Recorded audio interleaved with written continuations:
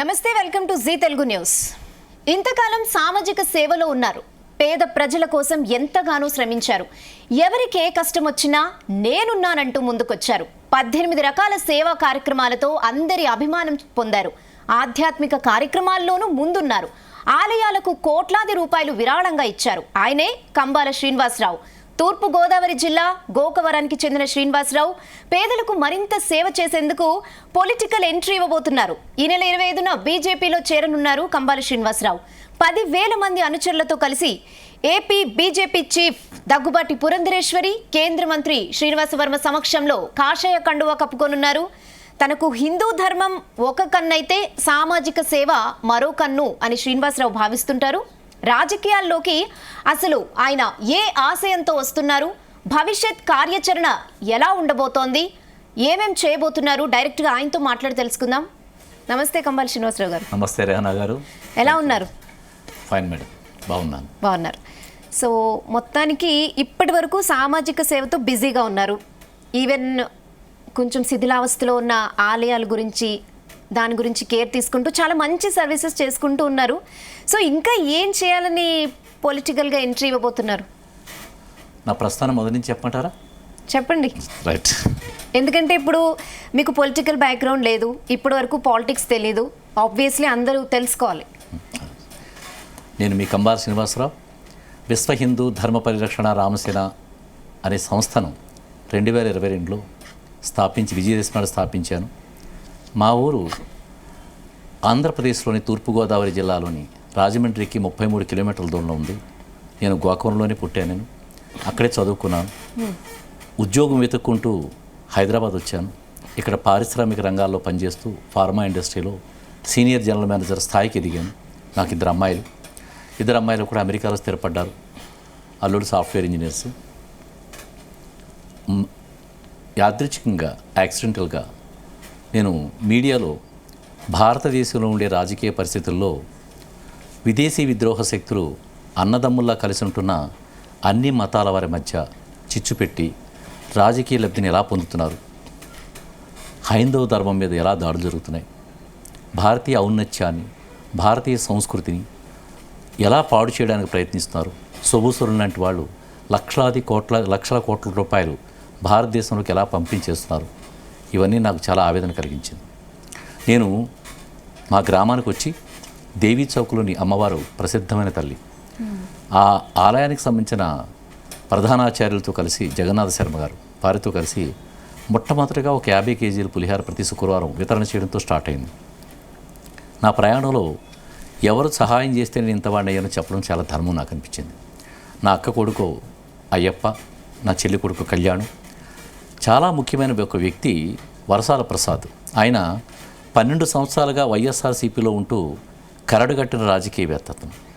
అతను వైఎస్ఆర్సీపీకి state minority secretary కూడా. అతను నా సేవలు చూసి ముగ్ధుడయ్యి మానవత్వాన్ని ప్రథమ భాష్యంగా తీసుకుంటూ కులమతాలకు అతీతంగా నేను చేస్తున్న పనులు చూసి చాలా ముగ్ధుడయ్యి నాతో పాటు నడుస్తున్నాడు ఆయన. అలాగే తామర్ల రాంబాబు గారని, ఎనపూడి దొరగారని కొంతమంది ప్రముఖులతో కలిసి నేను విశిష్టమైన సేవలు చేస్తాను. నేను చేసిన సనాతన ధర్మానికి సంబంధించిన సేవల్లో, సనాతన ధర్మ సమాజానికి చేస్తున్న సేవల్లో భర్త చనిపోయి పిల్లలతో బాధపడుతూ ఎలా బ్రతకాలో తెలియని ఆడవాళ్లకు, అలాగే భర్త అనారోగ్యంతో మంచం మీద ఉండి ఎలా బ్రతకాలో తెలియని వాళ్ళకి వారి కుటుంబ సంఖ్యను బట్టి ప్రతి నెల 10 కేజీల బియ్యం నుంచి 25 కేజీల బియ్యం ఇవ్వడం అనేది నాకు చాలా నచ్చిన ప్రోగ్రాం. మేము చేస్తున్న దాంట్లో అది ప్రతి నెల పంపిస్తున్నాం. అది రెండవది ఏంటంటే బంగారు వరలక్ష్మి కానుకని ఓ ప్రోగ్రాం పెట్టాం. అది చాలా ఫేమస్ అయిందండి. పోయిన సంవత్సరం మా దేవీ చౌక్లో మా గ్రామం నుంచి 3,000 మంది మహిళని మేము రిజిస్ట్రేషన్ చేయించుకుని దాంట్లో 100 మంది మహిళలకు డ్రా తీసి 5,500 రూపాయలు విలువ కలిగే బంగారు రూపుని శ్రావణమాస శుక్రవారం నాడు వరలక్ష్మి పూజ చేసుకోవడానికి ఇచ్చినప్పుడు పేద మహిళలు తీసుకోవడానికి స్టేజ్ మీదకి వచ్చి కళ్ళనీళ్ళు పెట్టుకుని మా జీవితంలో బంగారు రూపు ఉంటుందని మేము ఇప్పుడు తెలియదు, అలాంటిది ఆ బంగారు వరలక్ష్మి రూపు పెట్టుకుని మేము పూజ చేసుకుంటున్నాం సార్ అని చెప్పి కళ్ళనీళ్ళు పెట్టుకున్నారు. అది చూసిన తర్వాత నాకు స్ఫూర్తి చాలా పెరిగింది. ఈ సంవత్సరం 3 నియోజకవర్గాల్లో జగ్గంపేట, రాజానగరం, అలాగే రంపచోడవరం, ఈ 3 నియోజకవర్గాల నుంచి 17,000 మంది మహిళలను రిజిస్ట్రేషన్ చేసుకున్నాం. దాంట్లో 1/2 కేజీ బంగారం తెప్పించి 500 గ్రాములు బంగారం, ఒక్కొక్క గ్రాము 7,500 రూపాయలు పడింది మాకు. అది దాన్ని డ్రాగా తీసి 500 మహిళలకి ఆ ప్రాంతం మా 3 నియోజకవర్గాలకి ఇస్తే, మహిళల్లో ఎవరి కంబాల శ్రీనివాసరావు బంగారం ఇచ్చేయడం ఏంటి, ఎవరన్నా జాకెట్ ముక్క ఇస్తారు, లేకపోతే చీర ఇస్తారు, బంగారం ఇచ్చేయడం ఏంటి అని చెప్పి అది చాలా పెద్ద ఫేమస్ అయిపోయిందండి. దీంట్లో నాకు చాలా సంతోషకరమైన విషయం ఏంటంటే, రంపచోడవరంలో క్రిస్టియన్ మహిళకి తగిలింది. నాకు కలిగిన ఆనందం అంతా ఇంత కాదు. మా ఊర్లో గోకవరం గ్రామంలో డ్రా తీసినప్పుడు క్రిస్టియన్ మహిళ అయ్యో చాలామంది వచ్చారు. నేను ఎక్కడ రిస్ట్రిక్షన్స్ పెట్టలేదండి. నాకు అంటే వాళ్ళకి కొన్ని రిస్ట్రిక్షన్స్ ఉంటాయి కదా. లేదండి, ఇది ప్రజల మధ్య పెట్టిన చిచ్చు తప్ప అందరూ అన్నదమ్ములో కలిసి బ్రతుకుతున్నారు. దీన్ని చాలా విపరీతంగా ముందుకు తీసుకు, అందుకే కదా నేను గోకవరం వచ్చింది. కానీ బీజేపీ అనగానే జనరల్ గా మతతత్వ పార్టీ అని ముద్ర ఉంది కదా. జనరల్ గా కాంగ్రెస్ కూడా ఎప్పుడు అదే చెప్తుంటది, వేరే పార్టీలు కూడా అదే చెప్తాయి. సో మరి మీరు అన్నదమ్ముల్లా కలిసి ఉండే ప్రజలలోకి వెళ్తున్నారు బీజేపీ ద్వారా. సో ఏం చెప్తారు దీనిపై? సరే, చాలా పెద్ద ఆన్సర్ చెప్పినామండి. గోకవరంలో కూడా డ్రా తీసినప్పుడు 2 ముస్లిం మహిళలకి బంగారు వరలక్ష్మి కాను తగిలింది. ఓకే, వాళ్ళు ఎలా ఉన్నారు తెలుసా, ఎంత ఆనందంగా ఉన్నారు తెలుసా. వాళ్ళు చాలా ఎక్కడ మతం అని పేరెత్తి మతం అని పేరు పెట్టి మాట్లాడలేదు వాళ్ళు ఎవరు కూడా. అలా ఈ స్త్రీలు ఆనందం అవడమే కాకుండా, స్కూల్ పిల్లలకి, చిన్నపిల్లలకి కులమతాలకు అతీతంగా బస్ పాసులు ఇవ్వడం కానీ, అలాగే 3 సంవత్సరాల పిల్లల దగ్గర నుంచి 80 సంవత్సరాల వయసు ఉండే వాళ్ళకి కంటి వైద్య పరీక్షలు చేయించడం కానీ, అది ఫ్రీగా చేయించడం కానీ, అఖండ దీపారాధన కార్యక్రమం పెట్టి మా నియోజకవర్గాల్లో ఎక్కడైనా ధూపదీప నైవేద్యాలు జరగకపోతే దానికి పూజా సామాగ్రి అందించడం కానీ, అలాగే దళిత నాయకుడు వరసాల ప్రసాద్ అని ఇతను ఎవరైతే ఉన్నాడో అతను చూసిన నిజం ఏంటంటే, పక్షవాతం వచ్చి మంచం మీద పడ్డ వాళ్ళకి, పైనుంచి వైర్ కింద పడిపోయి కాళ్ళు విరిగిపోయిన వాళ్ళకి, ఇల్లు కాలిపోయిన వాళ్ళకి, ఇల్లు కూలిపోయిన వాళ్ళకి, వీళ్ళందరికీ కూడా వేలకు వేలని సహాయం చేయడం. అంటే 50 సామంత రాజేష్ అని చెప్పిన ఒక అతను దళితుడు యాక్సిడెంట్ అయితే 50,000 ఇచ్చాను. నిన్న నేను వచ్చే ముందు కూడా ఇద్దరికి 50,000 చొప్పున ఇచ్చి వచ్చాను. ఇలాగ ఎన్నో లక్షల రూపాయలు నేను ఇవ్వడం ఈ దళిత సమాజానికి అందరికీ చాలా స్ఫూర్తిదాయకమైపోయింది. ఇవన్నీ చేయడమే కాకుండా స్పోర్ట్స్కి సంబంధించిన విభాగంలో చేయడం కానీ, డాన్స్ మ్యూజిక్ స్కూల్ పెట్టించాను నేను కళాభారతి పేరు మీదట. దాంట్లో రాజమండ్రికి వెళ్ళి నేర్చుకోవాలంటే 1000 రూపాయలు అవుతుంది, కానీ మా ఊళ్ళో నేర్చుకోవాలంటే 200 రూపాయలతోటి మ్యూజిక్ డాన్స్ కూడా నేర్చుకుంటారు. ఈ కార్యక్రమాలు ఇంత విశిష్టంగా చేస్తుంటే ఇది ప్రజల్లోకి చాలా విస్తృతంగా వెళ్ళిపోయింది. ఇక్కడ మీరు అడిగే క్వశ్చన్ నేను సమాధానం చెప్పడం స్టార్ట్ చేస్తాను. నేను ఇలా చేస్తున్న తరుణంలో భారతీయ జనతా పార్టీకి సంబంధించిన కాకినాడ జిల్లా ప్రెసిడెంట్ చిలుకూరు రామకుమార్ గారు, అలాగే సెక్రటరీ మట్టా మంగరాజు గారు, అలాగే రాష్ట్ర ఉపాధ్యక్షులైనటువంటి సూర్యనారాయణరాజు గారు, వేటుకూరు సూర్యనారాయణరాజు గారు, అలాగే కొత్తపల్లి గీత మీరు పేరు వినుంటారు, అరకుకు సంబంధించిన ఆవిడ, వారు కూడా నా భావజాలాన్ని చూసి, సార్ మీరు భారతీయ జనతా పార్టీ భావజాలానికి మీరు చాలా సామీప్యంగా ఉన్నారు, అందువల్ల మీరు భారతీయ జనతా పార్టీ ఎందుకు చేరకూడదని చెప్పారని అడిగారు. నాకు వెంటనే మా అనుయాయులందరూ కూడా అదే ఆలోచనతో ఉన్నారు. నాకు వెంటనే నరేంద్ర మోడీ గారు గుర్తుకొచ్చారు, యోగి ఆదిత్యనాథ్ గుర్తుకొచ్చారు. భారతీయ జనతా పార్టీ నరేంద్ర మోడీ గురించి ఎందుకు చెప్తానంటే అండి, మీరు కాశ్మీర్లోని మీరు ఎప్పుడు న్యూస్లో చూస్తుంటారు కదా, కాశ్మీర్లో ముస్లిం యువకులు 50 రూపాయలు ఇస్తే రాళ్ళు పెట్టి కొట్టడం అనేది పాకిస్తానీ విద్రోహులు చేస్తున్న పనికి 50 రూపాయలు తీసుకుని రాళ్ళు పెట్టి కొడుతుండేవారు. అలాంటి వాళ్ళని ఈ రోజున ల్యాప్టాప్లు ఇచ్చి విశ్వవిద్యాలయాలను పంపించే స్థాయికి నరేంద్ర మోడీ గారు తీసుకెళ్లారు. అలాగే ఇప్పుడు లాస్ట్ ఇయర్ 7,000 చర్చిలో ఎన్నో కట్టారండి, అది సంఖ్య నాకు సరిగా తెలియదు. ఒక్క చర్చ్ కట్టడానికి కూడా ఎక్కడ అభ్యంతరకర పరిస్థితులు భారతదేశంలో రాలేదు. అలాగే హిందువుల మీద జరుగుతున్న దాడులను ఆపడంలో ఆయన చాలా విశేషమైన కృషి చేస్తున్నారు. ఆయన ఇలాంటి మంచి పనులు చేస్తూ భారతదేశం యొక్క పేదరికాన్ని తగ్గించడం కోసం ఎంతో ప్రయత్నం చేస్తూ మానవత్వాన్ని భాష్యంగా తీసుకుని, మతం అంటే దేవుడు కాదండి, మతం అనేది జీవన విధానం, కానీ మతాన్ని దేవుడిగా మార్చేసి బయట నుంచి విద్రోహ శక్తులు డబ్బు పంపిస్తుంటే దానికి ఆశపడి భారతీయులో ఉండే అన్నదమ్ములా బ్రతుకుతున్న అన్ని మతాల వర్గాల్ని విడదీసి రాజకీయ లబ్ధి పొందుతున్న వాళ్ళని కంట్రోల్ చేస్తున్న వ్యక్తి నరేంద్ర మోడీ గారు. అదేవిధంగా భారతదేశం యొక్క పేదరికాన్ని నిర్మూలించడానికి ఆయన 10వ స్థానం నుంచి 5వ స్థానానికి భారతదేశ ఆర్థిక పరిస్థితిని తీసుకొచ్చాడు ఆయన. అలాగే భారతదేశ రక్షణ వ్యవస్థను, ఒకప్పుడు కాంగ్రెస్ ప్రభుత్వంలో సరైన మిషన్ గన్లు కూడా లేని వాళ్ళకి ఈ రోజున అత్యంత విలువైన ఆయుధ సామాగ్రిని ఆయన అందించగలిగాడు. ఆయన భారతదేశ రక్షణ వ్యవస్థను చాలా పటిష్టం చేశాడు. అలాంటి మహానుభావుడి యొక్క స్ఫూర్తిదాయకం తీసుకుని భారతీయ జనతా పార్టీలో నేను చేయడానికి మనసు అంగీకరించింది. దానికి నేను దగ్గుపాటి పొందరేశ్వరుని కలవడం జరిగింది. వారు కూడా చాలా సమ్మతించారు. బట్ మేము రావడానికి ఎందుకు కావాల్సిందంటే 8 నెలల క్రితం ఇది నిర్ణయం జరిగింది, కానీ మాకు వరుసగా ఎలక్షన్స్ కోడ్స్ అవి రావడం వల్ల జరిగింది. మా అదృష్టం ఏంటంటే ఇప్పుడు వచ్చే డిసెంబర్ 25, 2024 వాజ్పేయి గారు 100వ పుట్టినరోజు. నాకు ఇన్నిసార్లు ఎందుకు వాయిదా పడిందని చెప్పి వేదన పడేవాడిని. కానీ అది ఆయన పుట్టినరోజున రావడం నాకు ఆయన ఆశీస్సులుగా భావిస్తున్నాను. ఇంకొక విషయం మీరు అడిగారు, ఎందుకు భారతీయ జనతా పార్టీ అని. మీరు అందరూ భారతీయ జనతా పార్టీలో ఏ మూలాలు లేవని చాలామంది మాట్లాడడం నాకు బాధాకరంగా ఉంది. ఎందుకంటే ఆల్రెడీ పటిష్టంగా ఉంది భారతీయ జనతా పార్టీ. ఆంధ్రదేశంలో కూడా పటిష్టంగానే ఉంది. కానీ దానిపైన ఒక లేయర్ ఉంది ప్రాంతీయ పార్టీలు అని చెప్పని. ఈ లేయర్ తీసేస్తే ప్రతి వాళ్ళ గుండెల్లో కూడా రాముడు విలయతాండవం చేస్తున్నాడు. నరేంద్ర మోడీ గారి పేరు మోగుతుంది. కానీ వెళ్ళే దారి కంబాల శ్రీనివాసరావు. అది ఇప్పుడు వచ్చింది. అది కాబట్టి ఆ ప్రభంజనాన్ని మీరు చూడబోతారు. ఇప్పటికే నేను జాయిన్ అవుతానని చెప్పిన తర్వాత వచ్చే పరిస్థితులు చూస్తే మీ లోకల్ రిపోర్టర్స్ నాకు చెప్తారు వాళ్ళు ఎంత ప్రభంజనంగా ఉందో, ప్రతిరోజు ఎంతమంది వచ్చిన కలుస్తారు. ఫైనల్గా మీకు మాట చెప్తాను, ఎందుకు మీరు భారతీయ జనతా పార్టీలోకి వెళ్తే అసలు రాజకీయాలు మీకు ఎందుకు? విశ్వ హిందూ ధర్మ పరిరక్షణ రామసేన అధ్యక్షుడిగా నా ప్రస్థానం ఎప్పుడూ సాగుతూనే ఉంటుంది. కానీ అందరూ కోరుకుంది ఏంటంటే ఒక రాజకీయ లబ్ధి. ఆ రాజకీయ లబ్ధిలో ఆర్థిక వనరులు, సహజ వనరులు, సామాజిక వనరులు, ఎన్నో వనరులు ఉన్నాయి. ఆ వనరులు మధ్యవర్తుల ద్వారా దుర్వినియోగంతో ప్రజలకు చేరట్లేదండి. భగవంతుడి దయ వల్ల నాకు ఒక మంచి అలవాటు అండి, ఈ ఇవ్వడంలో ఉండే ఆనందం. కేక్ సినిమా చూశారు కదా రవితేజ, ఆ చేయి పట్టుకుంటే వాడికి ఎంతో ఆనందం అవుతుంది. అలాంటి ఇవ్వడంలో ఉండే ఆనందం నాకు చాలా ఎక్కువగా ఉంది. ఇప్పుడు నేను నా స్వంత నిధులు నేను ఇస్తున్నాను. ప్రభుత్వానికి సంబంధించిన నిధులు కూడా సక్రమైన పద్ధతిలో ప్రజలకు చేర్చగలిగితే అది ఇంకెంత ఆనందంగా ఉంటుంది. దాన్ని ఆసరాగా తీసుకుని రాజకీయ లబ్ధి ప్రజలకు సక్రమంగా చేర్చాలనే ఉద్దేశంతో ఈ విధంగా చేశాను. అది ఓకే. అంటే అసలు మీరు ఎన్నేళ్లుగా ఈ సామాజిక సేవా కార్యక్రమాలు చేస్తున్నారు? అలాగే ఈ సామాజిక సేవా కార్యక్రమాలు ఏ వర్గానికి ఎక్కువగా అందిస్తున్నారు? అంటే కొంతమంది అనాథలు అనుకుంటారు, కొంతమంది హ్యాండిక్యాప్ మీద ఇంట్రెస్ట్ చూపిస్తారు. సో అలా మీరు ఎక్కువగా ఏ వర్గం ప్రజల్లో ఎక్కువ సేవను అందించారు? ఎన్నేళ్లుగా చేస్తున్నారు ఈ సేవ? ట్రూలీ చెప్పాలంటే 2 ఇయర్సేనండి. అంతకుముందు అంతా కూడా నాకు ఉద్యోగము, వ్యాపారము, నాకు రియల్ ఎస్టేట్ రంగంలో నాకు ఉంది, అదంతా ఉంది. చెప్పాను కదా, యాదృచ్ఛికంగా నేను చూసిన సంఘటన నా మనసును కలిసివేసినది. నేను చేసిన సేవలు ఎక్కువగా ఈ వర్గానికని ఎక్కడ క్లాసిఫైడ్ లేదు. ఎవరు నా దగ్గరికి వచ్చినా ఉన్నాయి. కానీ అది యాక్సిడెంటల్గా జరిగిందో లేకపోతే కాకతీయం జరిగిందో ఎక్కువ మంది దళితులకి, మైనారిటీ వర్గాలకి నేను హెల్ప్ చేశాను. ఒక ముస్లిం కాడు లేకుండా నా దగ్గరికి వచ్చి ఎవరో హెల్ప్ చేశారండి, నాకు ఇంకో 25,000 కావాలండి, నేను చక్రాల బండి కొనుక్కుంటానంటే ఏమంటే నాకు 25,000 రూపాయలు ఇచ్చాను నేను. అలాగే క్రిస్టియన్స్ ఎక్కువగా, క్రిస్టియన్స్ అనబడే మన మాల, మాదిగ, రజిక, నాయి బ్రాహ్మణ సంఘానికి సంబంధించిన సహోదరులు, సోదరీమణులు ఎక్కువగా నా దగ్గరికి రావడం జరిగింది.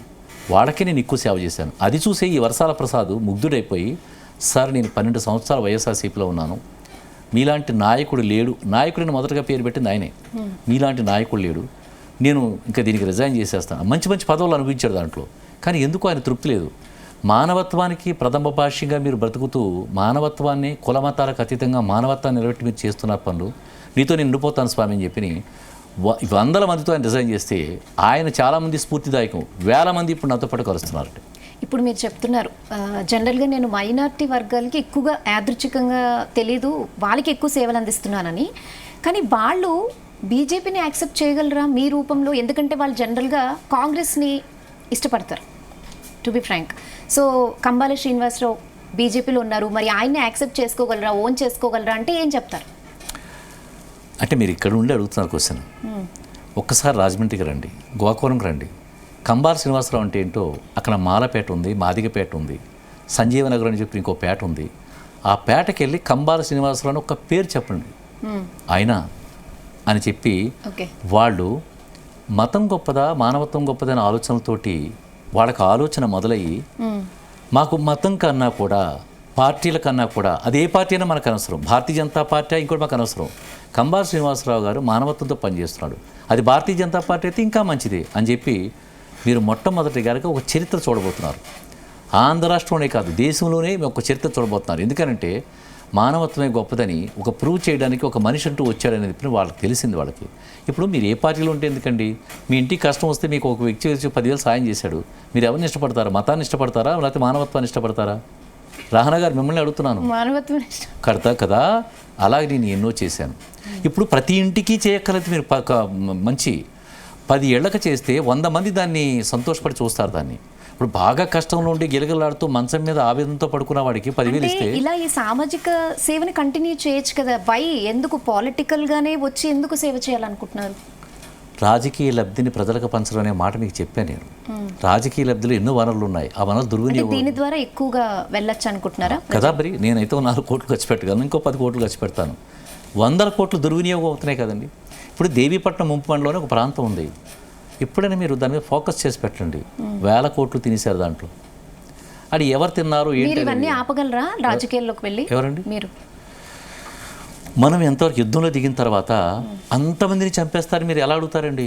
నాకు దొరికినట్టు చంపేస్తాను నేను, అంతే. నా ధర్మం మీ వరకు మీరు ఆపుతారా? అంతే. ఇంకో విషయం, అది కూడా పార్టీ ఒకసారి ఇప్పుడు దాకా ఆ విశ్వ హిందూ ధర్మ పరిరక్షణ రామసేన అధ్యక్షుడుగా నేను స్వతంత్రుడిని, ఏ పనులు చేస్తాను.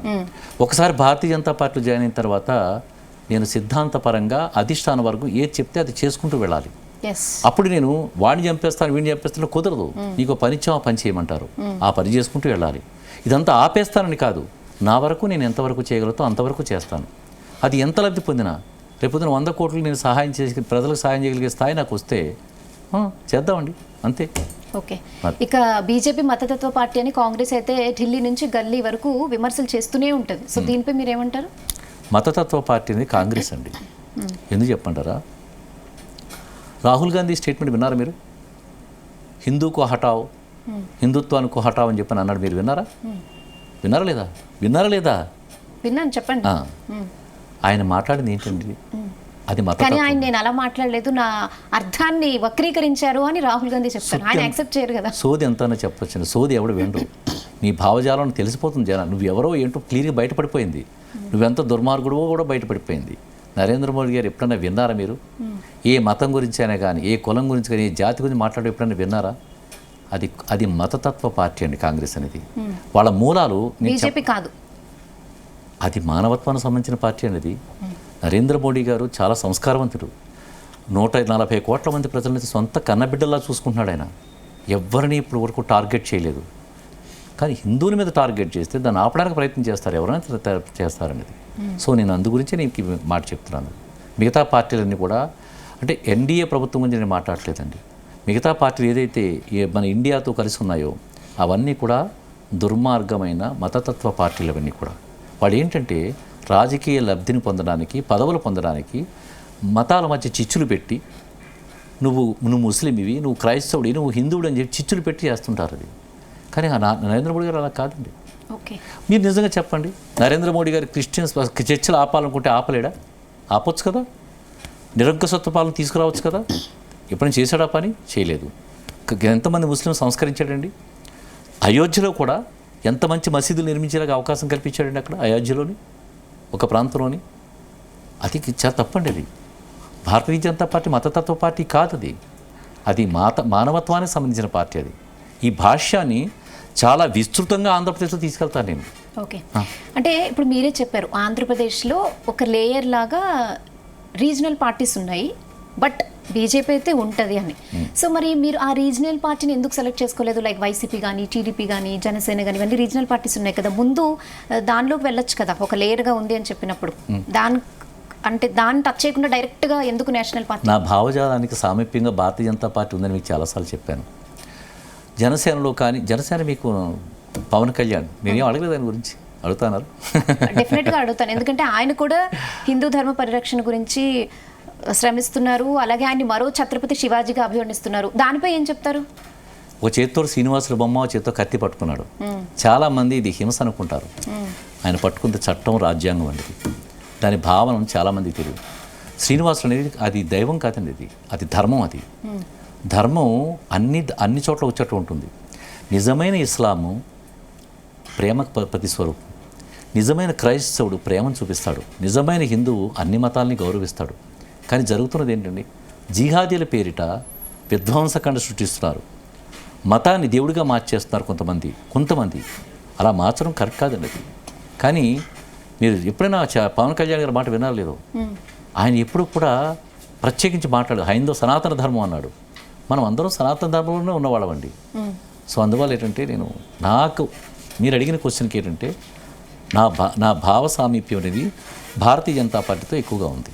ఓకే, అసలు బీజేపీ మిమ్మల్ని ఎలా గుర్తించింది? అంటే మీరు బీజేపీలోకి వస్తే బాగుంటుంది అని ఎలా అనిపించింది బీజేపీకి? పత్రికల్లోని మీడియా, లోకల్ మీడియాలోని, మీ మీడియాలో కొన్ని చోట్ల భారతీయ జనతా పార్టీ ముఖ్యంగా వాట్సాప్ మాధ్యమాల్లో విపరీతమైన ప్రతిరోజు వందల వేలు మెసేజ్లు వెళ్తుంటే చిలుకూరు రామ్కుమార్ గారు చూశారు, కొత్తపల్లి గీత గారు చూశారు. ఆవిడ ఎలక్షన్లో నా సపోర్ట్ కూడా తీసుకున్నారు ఆవిడ. అచ్చా. అలాగే ఈ మట్టా మంగరాజు గారు చెప్పారు కదా, వీరందరూ ప్రముఖులందరూ కూడా తెలుసుకున్నారు, నా గురించి తెలుసుకుని ఆహ్వానించారు. అది జరిగింది. మీరేమైనా బీజేపీలో సభ్యత్వాలు చేయించారా ఇటీవల? అసలు మీరు ఆ క్వశ్చన్ మీరే అడిగారండి. Thanks for that. ఆంధ్రప్రదేశ్ రాష్ట్రంలో 30,000 సభ్యత్వాలు చేసింది ఆన్లైన్లో. ఆఫ్లైన్లో కోటైనా చేసుకోవచ్చు, ఆన్లైన్లో చేయించాలంటే చాలా కష్టం. ఎందుకు చెప్పమంటారా? ఇప్పటికీ చాలామంది చేయించలేకపోతున్నారు. ఫస్ట్ ప్రాబ్లం ఏంటంటే, ఒక ఓటీపీ వస్తుంది చెప్పండి అమ్మా అని అంటే ముందు అల్లిపోతున్నారు. ఎందుకంటే ఓటీపీ అని అడుగుతున్నాడు, వీడు బ్యాంక్ అకౌంట్స్ అని తీసుకుంటాడేమో అని చెప్పిన ఫస్ట్ భయం దాంట్లో ఉంటుంది. కానీ కంబాల శ్రీనివాసరావు పేరు చెప్తే ఫోన్ ఇచ్చేస్తున్నారు చేతికి. అది నేను చూసి నాకు ఎంత సంతోషం అనిపించింది అంటే, నేను ఒక్కడనే 30,000 సభ్యత్వం చేయించాను. అది కూడా గొప్పతనం కాదండి. 26,000 మంది ఎవరో చేయించారు. ఇంకోటి మన కేశవరెడ్డి స్కూల్స్ వాళ్ళు ఎవరు చేయించారంట, అది వాళ్ళ హైయెస్ట్, సెకండ్ హైయెస్ట్. అది నాది 30,000 అయింది. ఇంకొక విషయం ఏంటంటే, క్రియాశీల సభ్యత్వాలు చేయించుకోవడం చాలా కష్టం అండి. అంటే ఒక వ్యక్తి 50 మందిని తనకు ఫాలోవర్స్గా చేసుకుంటే ఒక క్రియాశీల సభ్యత్వం కింద అతనికి వస్తుంది. అతనికి అలాంటి వాళ్ళు మ్యాక్సిమం ఉంటే 4 ఉంటారు, 5 ఉంటారు. అప్పటికి నాకు 100 మంది ఉన్నారండి క్రియాశీల సభ్యత్వం చేసిన అనుచరులు. భారతీయ జనతా పార్టీలో హైయెస్ట్ ఫిగర్ ఉన్నవాడిని నేను, రాష్ట్రంలో నేను ఒక్కడిని. సో ఇంత చూసిన తర్వాత భారతీయ జనతా పార్టీలో ఒకసారి సభ్యత్వం నమోదు ఇలా పెరుగుతూ ఉంది. అప్పుడు సూర్యనారాయణ రాజు గారు, వేటుకూ సూర్యనారాయణ రాజు గారు, ఆయన భారతీయ జనతా రాష్ట్ర అధ్యక్షులు, ఉపాధ్యక్షులు, ఏంటి ఈ నియోజకవర్గంలో ఎంత వేగంగా ఎలా పెరుగుతుందని చెప్పి ఆయన ఒకసారి క్వశ్చన్ వేస్తే బయటకు వచ్చింది. ఎలాగా? అక్కడ కంబాల శ్రీనివాసరావు ఒక వ్యక్తి ఉన్నాడు, ఆ వ్యక్తి వల్ల ఈ స్పీడ్ ఎలా పెరిగిపోతుందని చెప్పారని. ఆయన అప్పటికప్పుడు కారు వేసుకుని గోకవరానికి వచ్చేసి నా దగ్గరికి వచ్చి, వర్షం పడుతుంటే కూడా నా దగ్గరికి వచ్చి నన్ను ఆలింగనం చేసుకుని, శ్రీనివాస్ గారు మీకు చాలా మేము ఇప్పటికే ఆలస్యం చేసాం, తప్పు చేసాం, మీ గురించి ఇంకా ముందే తెలుసుకోవాల్సింది, నేను చాలా సంతోషంగా ఉన్నానని చెప్పి ఆయన చెప్పిన మాటలు ఎంత స్ఫూర్తిదాయకమనంటే, నాకుండే ఉత్సాహం అప్పటికి 22,000 అయినాయి ఇప్పటికి. ఆ తర్వాత ఆయన ఇచ్చిన ఆ వెన్నుదన్నుతోటి ఇంకా స్పీడ్గా పనిచేశాను. 30,000కి రీచ్ అయింది. ఇంక నేను వదిలేశాను, ఇంకా చాలా ఇంకా లేకపోతే అది 50,000 కూడా వెళ్ళేదేమో నాకు తెలియదు. రేపు ప్రొద్దున్న నాకు పార్టీ అవకాశం ఇస్తే 2 లక్షల మందిని చేస్తానని కూడా నాకు తెలియదు. అది విషయం. మొత్తానికి పార్టీని అయితే బాగా స్వింగ్లోకి తీసుకొచ్చారు. నేను తీసుకురాలేదండి, అది ఉంది. దానికి కంబాల శ్రీనివాసరావు దారి అయ్యాడు అంతే. బలమైన నిధి ఉంది ఒక చోట, ఆ నిధికి వెళ్ళడానికి దారి శ్రీనివాసరావు అయ్యాడు తప్ప నేను బలోపేతం చేయలేదు పార్టీని. అది చాలా బలిష్టమైన పార్టీ. అది ఆల్రెడీ మీకు విషయం తెలుసేమో, మీరు ఎప్పుడైనా తుని వెళ్తారు కదా, మీరు అక్కడ మీకు ఎవరన్నా నరేంద్ర మోడీ అంటే ఇష్టమా అని అడగండి ఒకసారి. అలాగే భారతీయ జనతా పార్టీ అంటే అని అడగండి. రాముడు అంటే, నరేంద్ర మోడీ అంటే ఇష్టం లేనివాడు ఎవడుంటాడని హిందువు. దాన్ని కాస్త బయటికి తీసుకురావడానికి ఏదైనా దారి చూపించారనుకోండి, ఆంధ్రప్రదేశ్ అంతా కూడా రామమయం, నరేంద్ర మోడీమయం అయిపోతుంది.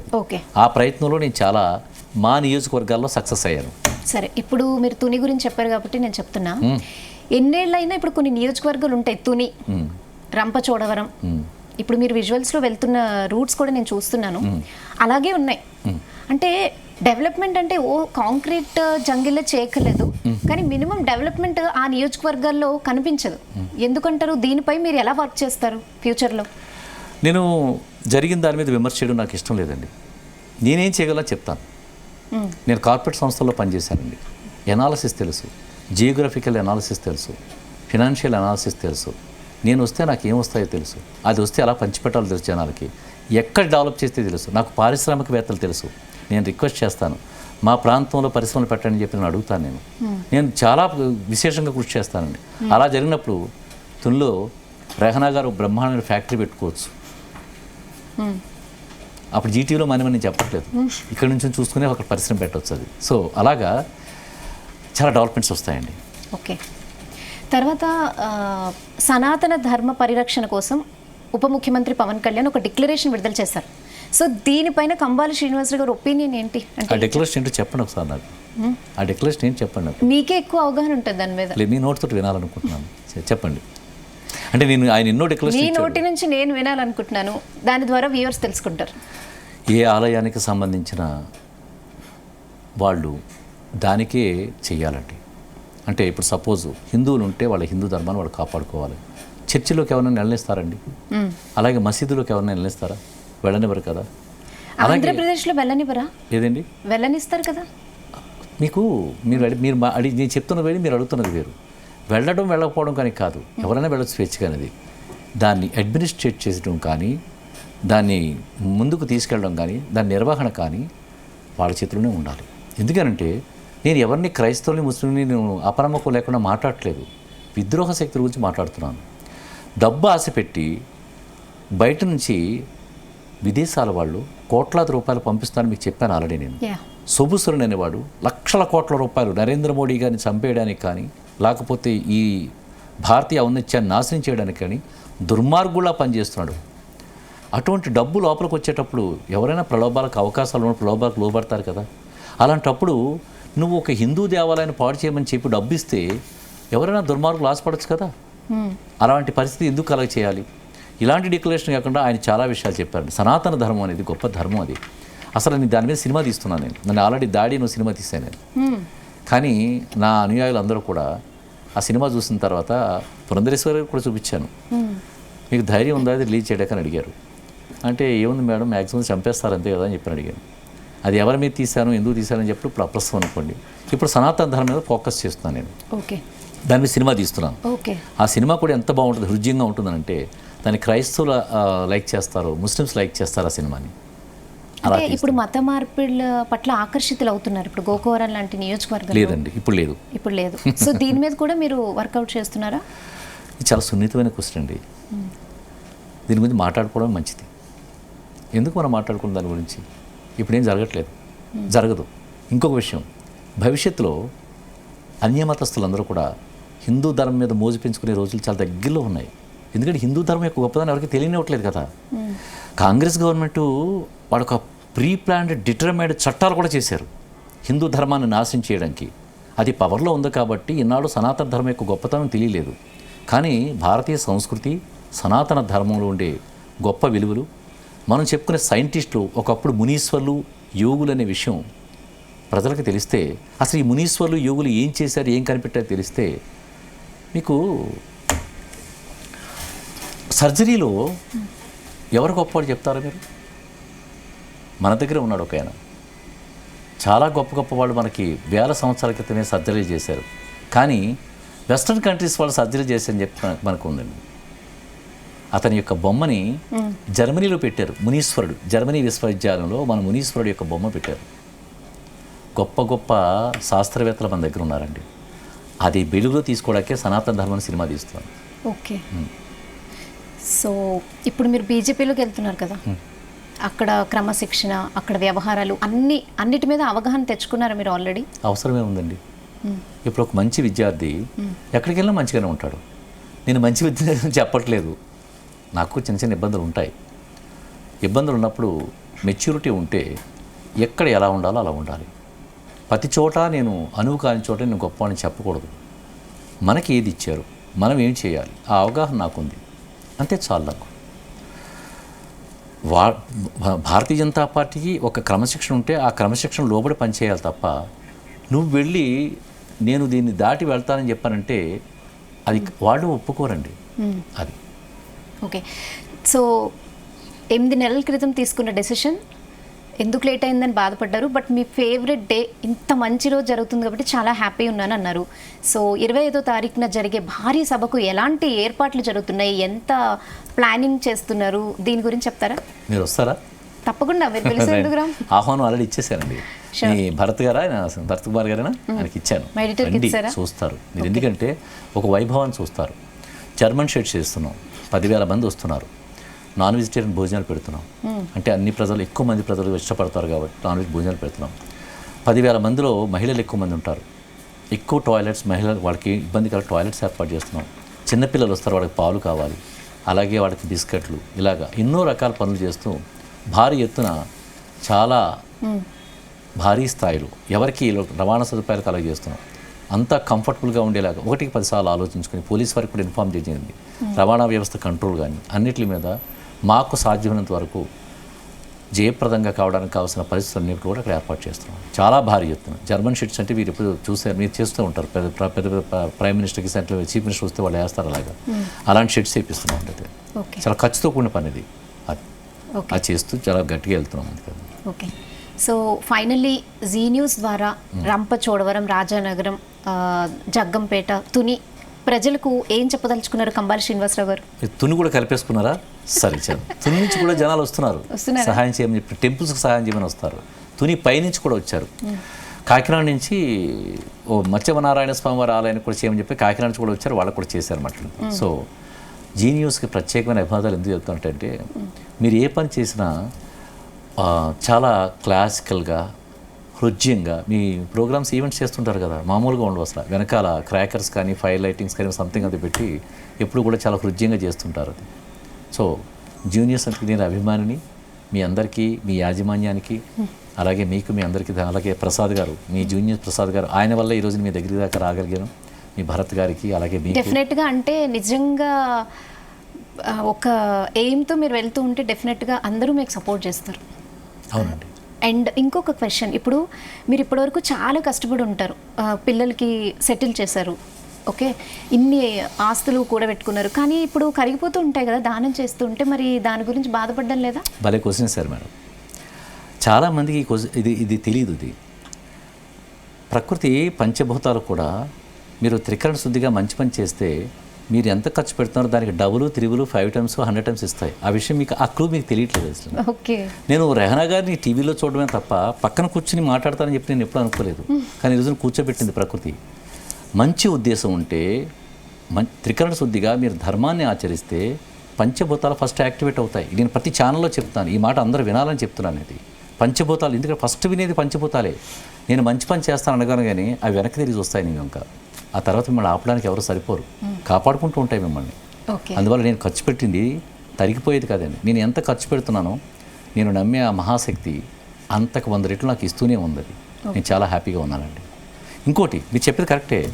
ఇంట్లో మొదట్లో చిన్నప్పటి నుంచి, అంటే నేను వివాహం చేసుకున్న దగ్గర నుంచి నా దగ్గర ఎంత ఉంటే అంత ఖర్చు పెట్టడం నాకు అలవాటు. మా వైఫ్ కొంచెం ఉంటాయి కదా, సినిమా చూపిస్తారు కదా, అలాంటి సినిమాలు నేను చూశాను.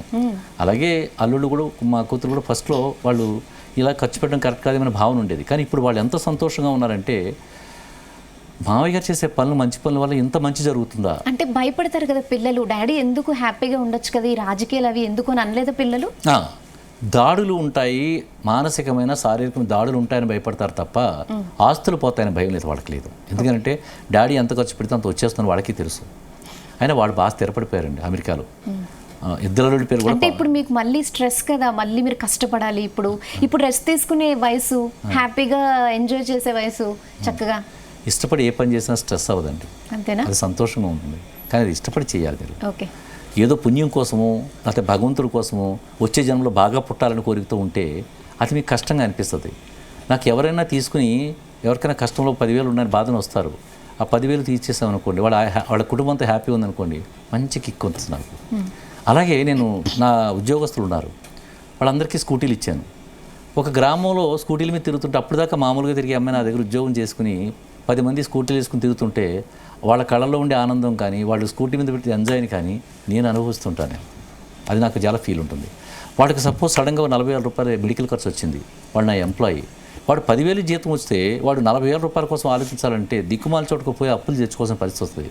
వాడు మెడికల్ బిల్స్ నాకు సబ్మిట్ చేసామని చెప్తాను. ఓకే, ప్రస్తుతానికి ఇస్తున్నాను, రేపు పొద్దున బాగా సంస్థ పెద్దదైపోతే నేను ఏమి ఇస్తాను నాకు తెలియదు. నాకు ఒక 50 మంది ఎంప్లాయీస్ ఉన్నారు, వాళ్ళందరూ హ్యాపీగా ఉన్నారు. వాళ్ళు ఏంటంటే ఎప్పుడూ హ్యాపీగా ఉండాలి. ఓకే, ఆ ఏర్పాట్లు కూడా ఎప్పుడు చేస్తూనే ఉంటాను.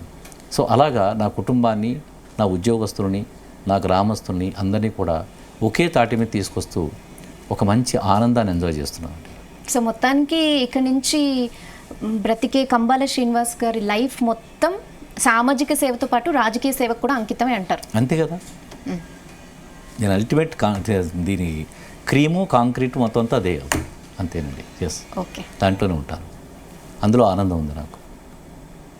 ఓకే, మీతో మాట్లాడి చాలా మంచిగా అనిపించింది కంబాల శ్రీనివాస్ గారు. నిజంగా మనస్ఫూర్తిగా మేము కూడా అందరికీ మంచి చేయాలని కోరుకుంటున్నాం. మీ బీజేపీ ఎంట్రీ చాలా గ్రాండ్ సక్సెస్ అవ్వాలి, వాజ్పేయి బర్త్డే రోజు అని మనస్ఫూర్తిగా జీ కోరుకుంటోంది. థ్యాంక్ యూ, నమస్తే. సో మొత్తానికి చూసాం కదండి, కంబాల శ్రీనివాస్ గారి ఎంట్రీ వాజ్పేయి గారి బర్త్డే డిసెంబర్ 25th రోజు జరగబోతుంది 10,000 మంది సమక్షంలో చాలా గ్రాండ్గా. అండ్ ఈ 3 నియోజకవర్గాల ప్రజల సమక్షంలో జరుగుతుందని చెప్తున్నారు. ఇప్పటి వరకు ఫార్మా ఇండస్ట్రీలో సక్సెస్ అయ్యారు, అన్ని ఫ్యామిలీ రెస్పాన్సిబిలిటీస్ అన్నీ ఫుల్ చేసుకున్నారు. ఇప్పటివరకు సామాజిక సేవతో అందరిలో ఉన్నారు. ఇప్పుడు సామాజిక సేవతో పాటు రాజకీయ సేవ కూడా చేస్తానంటున్నారు. అలాగే సనాతన ధర్మ పరిరక్షణ కోసం నేను కూడా పార్టిసిపేట్ చేస్తాను అని ముందుకు వెళ్తున్నారు. నాట్ ఓన్లీ హిందూ అన్నదమ్ములు, మొత్తం క్రైస్తవులు, ముస్లిమ్స్ అందరూ ఇదొక భారతదేశం. బీజేపీ మతతత్వ పార్టీ అంటారు, కానీ ఇది మతతత్వ పార్టీ కాదు, అందుకే నేను ఈ పార్టీని ఎంచుకున్నాను అని కంబాల శ్రీనివాస్ గారి మాటల్లోనే విందాం, చూద్దాం. ఆయన గ్రాండ్ ఎంట్రీతో పాటు ఆయన రాజకీయ లైఫ్ కూడా బాగుండాలని మనస్ఫూర్తిగా కోరుకుందాం. Stay tune to Zee Telugu news.